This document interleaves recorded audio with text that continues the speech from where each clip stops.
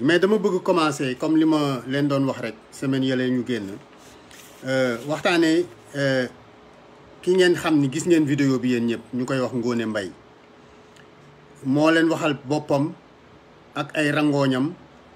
dafa jàng ba sonn am ay lijaasaam mënul am liggéey dafay wër ci daral yi ndax tabaski la di jaay ay buum pour mën a dimbale waa këram pour mën a dimbale njabootam dafa tooyal sama xol bi ma xoolee vidéo bi sama producteur moo ma ko yónnee loolu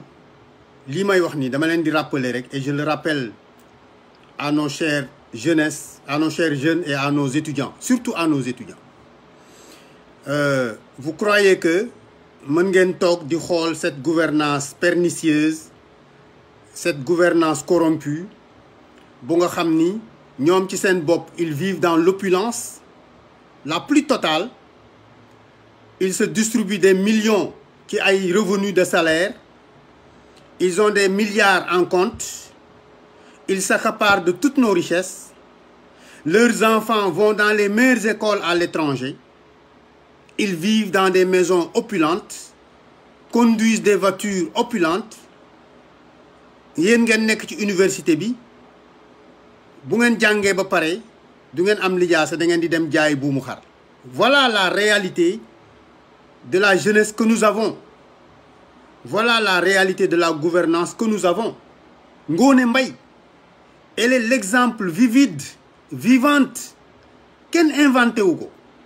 moom moo leen waxal boppam bëtt ay rangooñam di jooy si vous n'avez pas honte de voir ça et de rester les bras croisés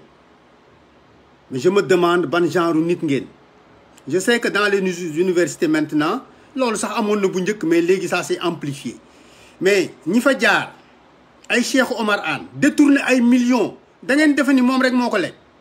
dafa créer une classe de privilégiés dans les campus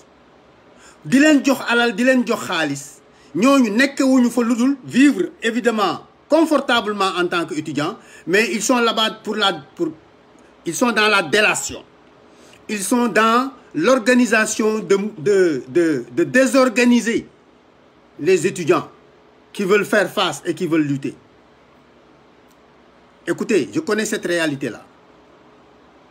Donc, man, je vous rappelle ça. Je vous promets de vous rappeler ça. Tant que vous ne prenez pas conscience que vous devez être la lumière de ce peuple sénégalais, je ne vais pas arrêter de vous le dire et de vous montrer des exemples. Bii benn la ci. C'est dommage que ça n'a pas été nekkul woon sama waxtaanu tey mais il fallait que ma souligner leen ko wan leen ni leen il n'y a pas de secret. Si le Botswana s'en tire aujourd'hui c'est parce que dañoo am ay dirigeants yu nga xam ni ay dirigeants yu honnêtes lañu yu dignes yoo xam ni ils ne travaillent que pour l'intérêt du peuple botswanais. Les étudiants botswanais bu ñu amul seen formation à l'extérieur d'ailleurs ils gagnent 150 à 200 dollars tous les mois en tant qu'étudiant bu ñu nekkee ci biir dëkk bi seen formation bu fa amul ñu yónni leen ci biti ñu dem jàngi leen lépp jël en charge. Vous vous rappelez d'un dirigeant comme Jerry Rawlings il a transformé le Ghana dirigeant bu ñëw tey aujourd'hui da ngay bëgg a def lu ëpp lu Jerry Rawlings def gis ngeen le président ghanéen ni mu mel par rapport ak suñu président Macky Sall gis ngeen le président Kagame ni mu mel par rapport ak suñu président Macky Sall vous avez beaucoup d'exemples vous avez énormément d'exemples donc il faudrait que ngeen bàyyi xel ci loolu maintenant pour toujours vous montrer la duplicité de ce président-là depuis ñu fal ko c'est au mois de juin qu'il est en train de dire à ses ministres may naa leen ba fin août pour ngeen def seen déclaration de patrimoine.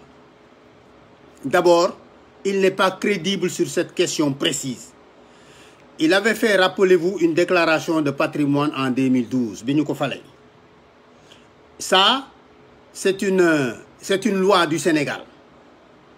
qui est conforme avec les instructions de la CEDEAO sur la bonne gouvernance. Moom ci boppam Macky Sall fekk na ma New York man ñu nekkandoo fa muy daan doole comme ñun di def loo xam ni man rus naa di ko nettali li mu doon def New York waa New York xam nañ ko bu ngeen laa leen wooyee dinañ leen wax mais man rus naa di wax lan la fa doon def mu jóge fa 1998 dellu Sénégal ñu jël ko Petrosen mu fay liggéey il a traversé beaucoup d'échelons ba nekk fa directeur général de 1998 à 2008 mu jóge Petrosen dugg ci gouvernement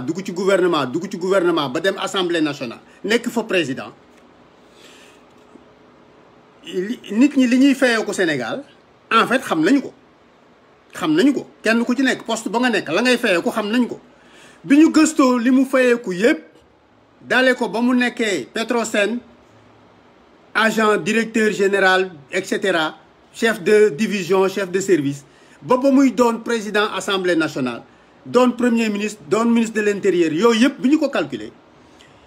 300 millions 100 000 francs CFA la tollool Macky Sall ñëw 2012 ñu fal ko mais mu présenté ñu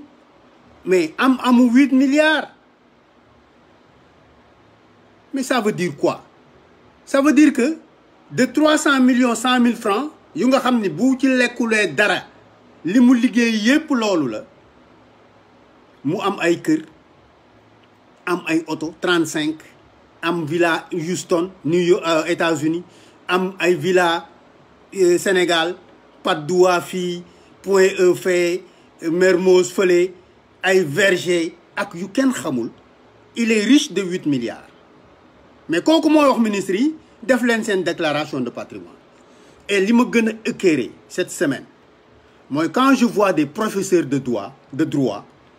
qui tentent de justifier que Macky Sall warul def déclaration de patrimoine nee nañu ay chercheurs lañu quoi en droit mais vous êtes des nullards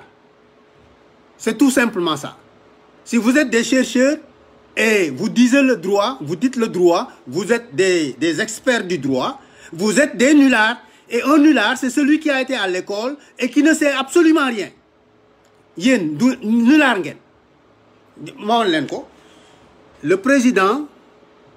prête serment dans le serment c'est un impératif mooy lu nga xam ni say mandataire ci li ñuy wax ni ñoo la koy jox nga waat ni di nga ko topp te doo ko wàcc voilà ce que ça signifie le serment du président de la République mooy wax ni l'article 37 de la Constitution dit devant Dieu devant la nation sénégalaise je jure de remplir fidèlement la charge de président de la République du Sénégal d'observer comme de faire observer scrupuleusement les dispositions de la Constitution et des lois de consacrer toutes mes forces à défendre les institutions constitutionnelles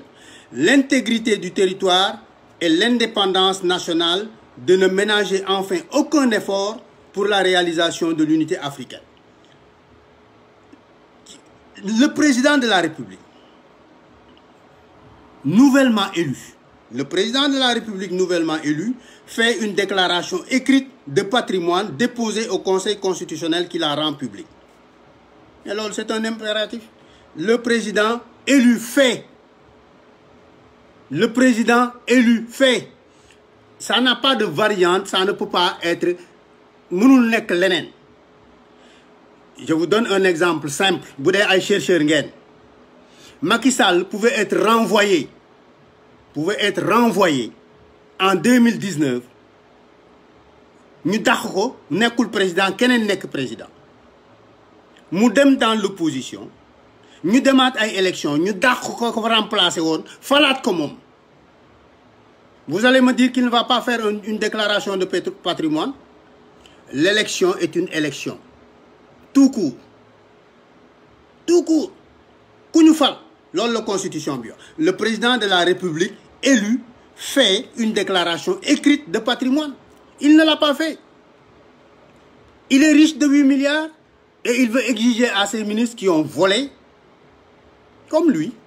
de faire une déclaration de patrimoine. Loolu ay bluff la. ay naxaate la. Il faudrait que les jeunes Sénégalais comprennent que ils ne peuvent pas continuer ñu leen di divertir ci ay action yu nga xam ni ñoom ñoo koy def pour fàtteloo leen yéen li ngeen war a def pour changer loolu. Tantôt c'est des déclarations de patrimoine qu'on vous fait, et même dans la semaine j'ai vu que on vous menait à des combats d'arrière-garde comme ay Orange mi ngi sàcc suñu xaalis etc. Rappelez-vous, nous avons mené tous ces combats-là. Nous avons mené les combats pour les appels entrants. Fàttaliku leen ko. Nous avons mené les combats sur les visas. Fàttaliku leen ko. Loolu yëpp nous l'avons fait et ça n'a abouti à rien du tout. Donc les dirigeants qui sont au Sénégal font et refont les mêmes choses pour vous confiner dans les mêmes conditions pour que ngeen nekk foofu ñoom ñuy def li ñuy def di sàcc di jël di accumuler di accaparer